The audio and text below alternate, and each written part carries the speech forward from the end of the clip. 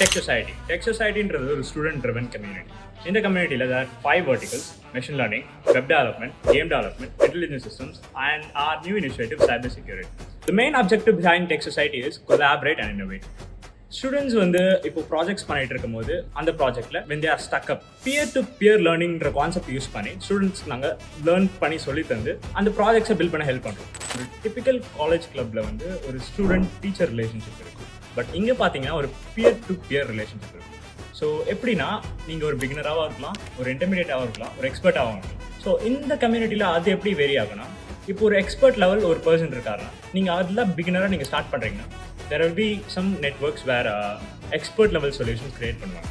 So அந்த நெட்ஒர்க்கில் இருந்து நீங்கள் லேர்ன் பண்ணி நீங்கள் உங்கள் ப்ராஜெக்ட்ஸ் பில்ட் பண்ணுறதுக்கு உங்களுக்கு ஹெல்ப்ஃபுல்லாக இருக்கும். Our main objective now is collaborate and innovate.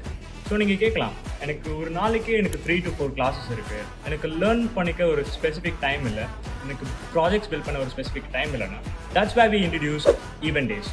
So இந்த event daysல என்ன நடக்குன்னா, we conduct workshops and an opportunity to connect with industrial partners and உங்களுக்கு ஒரு ஸ்பெசிஃபிக் டைம் அலாட் பண்ணி ப்ராஜெக்ட்ஸ் நாங்கள் கொடுக்க ரெடியாக இருக்கோம்.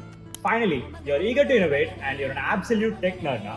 We're opening our registration soon and we're cooking up the biggest event organized by Tech Society. So stay tuned.